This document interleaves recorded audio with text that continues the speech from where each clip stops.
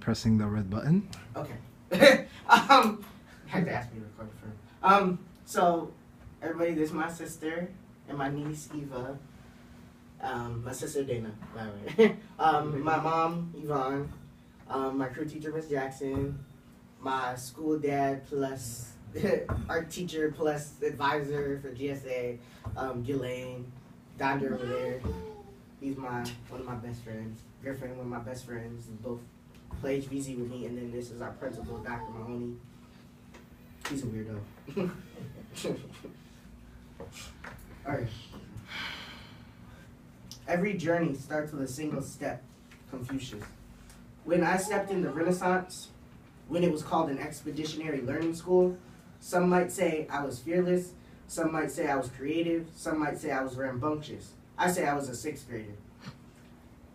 And from coming here in 2006 and getting ready to leave here in 2014, what can I say other than, boy, it's been a long journey. And when I talk about journey, I'm not talking about the band in this instance. I'm talking about the 8-year path I've walked from 6th to 12th grade. 2006 was a rough year. I had a hard time transitioning from 5th to 6th grade and fitting in with my new friends. I met a lot of good people, teachers and students, with a lot of issues. Yeah. You can leave the door open, and Dylan can just be, no, leave it open. And new friends. I met a lot of good people, teachers and students, with a lot of issues. I wound up staying back. But I am no longer ashamed to say that I have stayed back or tell people about my experiences. At first, I thought it was ridiculous I had to stay back. But on the other hand, I did not do any of my work. I struggled with math, but I did not try. I wanted the answers given to me.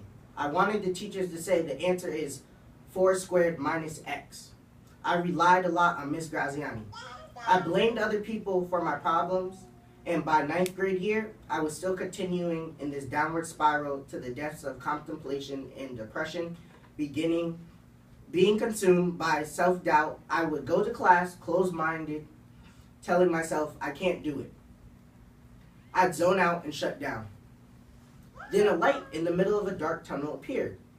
By the middle of the year, me and my friends have been talking, the 4 main people I hung out with and talked to pretty much. We wanted to start a club, so we approached Dr. Mahoney about it, and he said, find an advisor and you're good. We quickly put together a list of who we thought would run to be able to be our advisor. Down the list we go to Verba Vanolis. She had to go to the appointment. I pitched her the idea, and she loved it. Fast forward to this year, 2014, I am proud to announce this club's name was Humans vs. Zombies, a tag game played with Nerf guns. HVZ for short is stronger than ever. HVZ has become one of Renaissance's most popular clubs and very popular among the middle school kids. Dr. Mahoney always told us to get involved in extracurricular activities, but there wasn't any I particularly interested in, so I started my own. HVZ allows me to meet kids in lower grades or kids I might not necessarily hang out with otherwise, and is always interesting conversation topic. I can say HVZ has saved my life. You're probably wondering how I can say a simple tag game has played with Nerf guns has saved my life. Question mark. Well, it has not directly, but I always say HVZ is not just a game, it's a lifestyle. My mom laughed at me when I first presented her with this notion. Well, I live the HVZ lifestyle. I buy the apparel, invest time in my blasters and HVZ loadout, and of course invest lots of money towards ammo, darts, spray paint, and other Nerf and HVZ related expenses. This therefore, in a result, I can say I have been kept off the streets by spending countless hours into the wee morning modding or modifying and working on Nerf guns and other projects in painting and sanding. I can say I have been kept off drugs and alcohol because of, 1, I have no money for them because I spent the money on Nerf expenses, and 2, I already have an addiction, which is HVZ. Humans vs. Zombies is my drug. The adrenaline rush I get when I play is my alcohol. The videos I make and the games I film, my street. Along with Instagram and YouTube, I have really been able to establish my place in the Nerf internet community, or NIC for short. Throughout my school years, still up until now, when I don't want to do something, I say to myself, do it for the grade, do it for HVZ.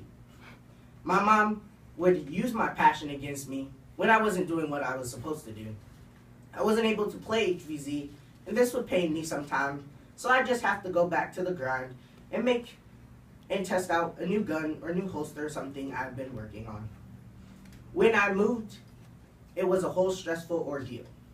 But when I decided to keep the HVZ lifestyle, considering there's no reason to abandon everything you built for nothing, but I decided to do my homework. I stay organized, I do my work, ask for help when I need it, and to pass. I decided to buckle down junior and senior year. But really, this year, I have decided that my future is what I make of it. And what I did or didn't do is my responsibility in the long run. Whether it hurts me or helps me, it was all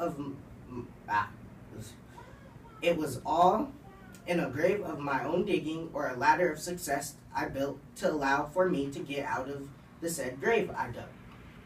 Accomplishing or taking care of things early left me more time for Nerf modding and Nerf events and research. I am proud to be one of the founding students of the Springfield Renaissance School. I am proud to be able to leave my legacy on this school and its students and faculty. I am sad to say my time is up. I don't have to go home, but I got to get the hell up out of here. But first, I'd like to thank a couple people. People who followed me in my journey, or who have taught me something along this road. Let's start with Dr. Mahoney, who has taught me many things and introduced me to many people. I want to thank him for that. I often see people on TV, whether it be city officials or community members.